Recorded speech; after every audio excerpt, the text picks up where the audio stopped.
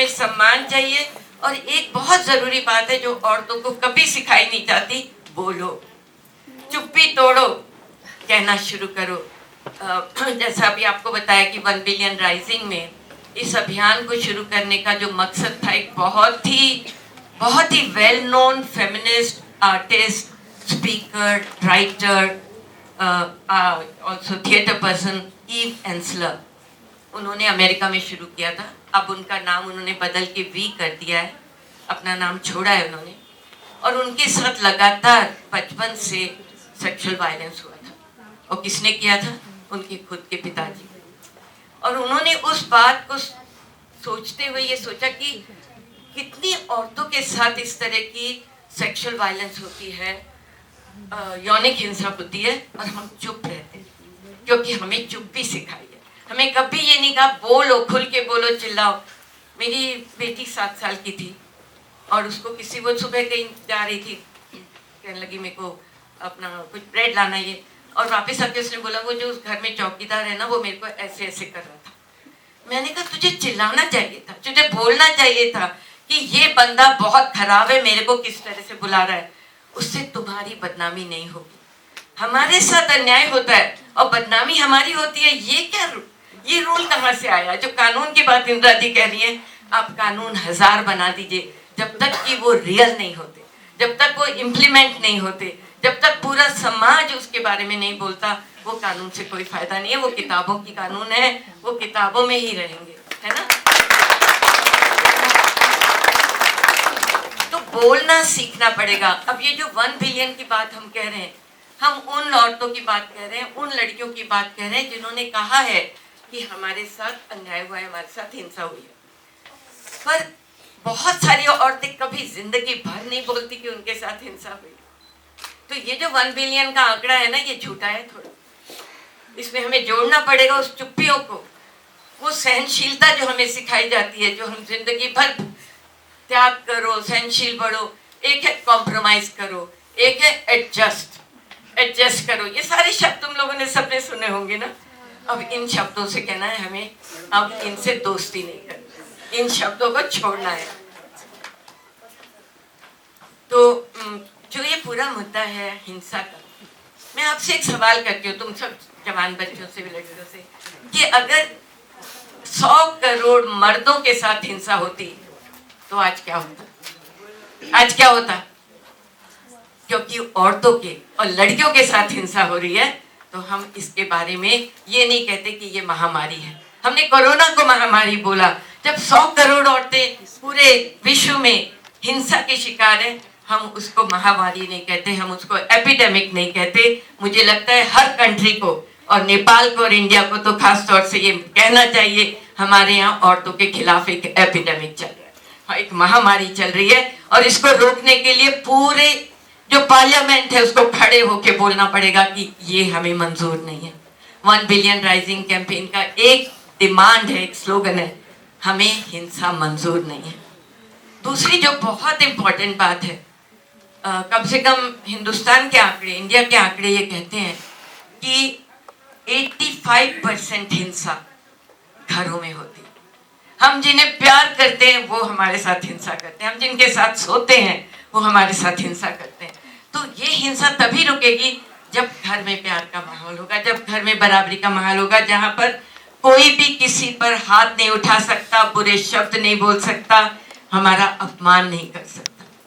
तो ये जो अपमान की बात है, मैं छोटी सी बात, आदमी रात को आएगा, शराब पीकर आएंगे, औरत को पीटना शुरू कर दिया, डिमांड करेंगे मेरा मीट कहाँ है, मेरा खाना क्यों नहीं बनाया, ये नहीं किया, थाली फेंक देंगे, नमक ज्यादा है। मुझे लगता है ये सारा हमने सिखाया कैसे मर्दों को, उनके अंदर ये भाव कैसे आ गया कि मैं जो मर्जी है कर लूंगा और मेरा कुछ नहीं होगा। तो ये जो है पूरी की सत्ता पुरुष प्रधान है, पितृसत्तात्मक समाज है हमारे, हाँ। और उसके साथ साथ जो आज बहुत महत्वपूर्ण मुद्दा है, जिसके लिए कि मैं सच में रोजी का धन्यवाद करती हूँ कि उसने हम लोगों को साथ बुलाया, कि सिर्फ मुद्दा आदमी और औरत का नहीं है, मुद्दा है हमारे सारे लोगों में जितने भी फर्क हैं, भेदभाव है, अन्याय है, अत्याचार है, और हमारी पहचान नहीं है, जिसका इन्होंने बात करी है इंक्लूजन, माने सबको साथ लेना, सबके साथ एक व्यवहार, सब बराबरी के इंसान हैं, इस चीज़ को स्थापित करना।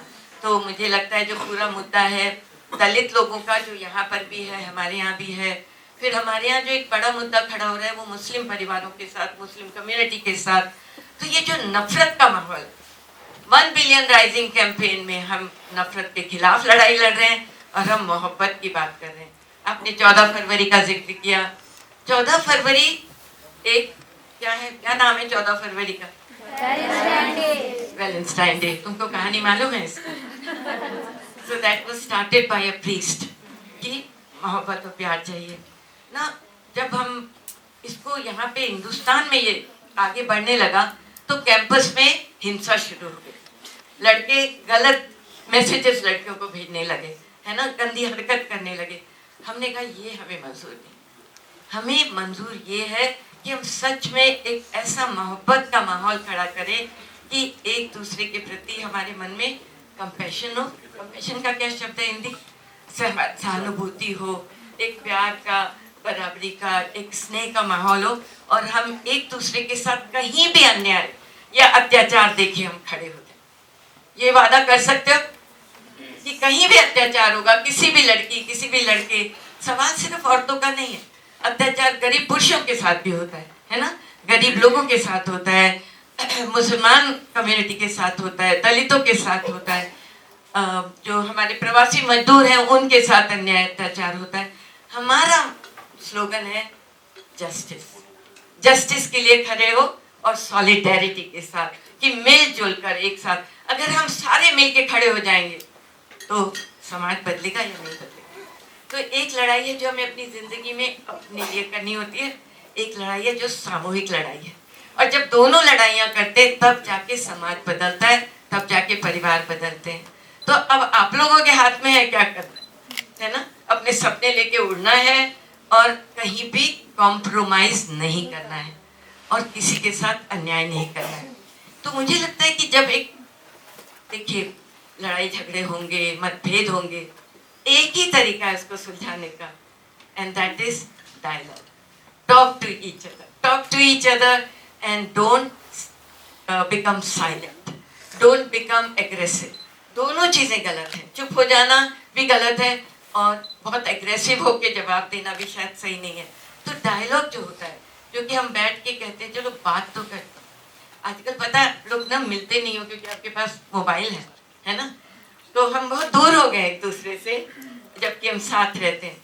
अब शाम को जब मैं छोटी थी, जब मैं बड़ी हो रही थी, हम लोग मिल के शाम को खाना खाते थे और पूरे परिवार की बातचीत होती थी, हम अपना बताते थे, सुनते थे, किसके साथ क्या हुआ, किसने क्या सोचा, स्कूल में क्या हो रहा है, पिताजी जहाँ काम करने गए वहाँ क्या है, माँ का घर में क्या हुआ। पर उन बातों से एक परिवार में एका बनता था, सब लोग एक साथ मिलजुल के बैठते थे, बात करते थे, खाते थे। आज वो टूट रहा है, उसे भी बनाना है, क्योंकि हम जब प्यार की बात करते हैं और परिवार में अगर प्यार नहीं बनता, और लड़कियों के ऊपर ना बहुत बोझा होता है कि अब यहाँ मत जाओ, स्कूल से सीधे घर आओ, किसी से बात मत करो, तुम्हारा मोबाइल दिखाओ, ये सब चल रहा है या नहीं चल रहा, तो इसको समझना होगा। और एक बात आपने कही इंदिरा जी, जो मैं थोड़ा सोच रही थी, कि ये जो मुद्दा है कि औरत औरत की दुश्मन है, इसके बारे में थोड़ा सोचना पड़ेगा।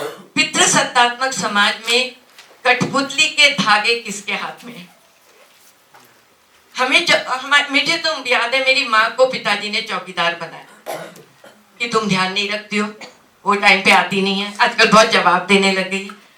एक दिन मैंने माँ से कहा, डैडी से कहो मेरे से सीधी बात करें, माँ के थ्रू बात ना करें, सामने बात करें और बताएं कि उनकी क्या प्रॉब्लम है मेरे बारे में, तब जाके शायद हम आपस में डायलॉग कर पाएंगे, मैं अपनी बात कह पाऊंगी और वो उनकी बात भी सुन पाऊंगी।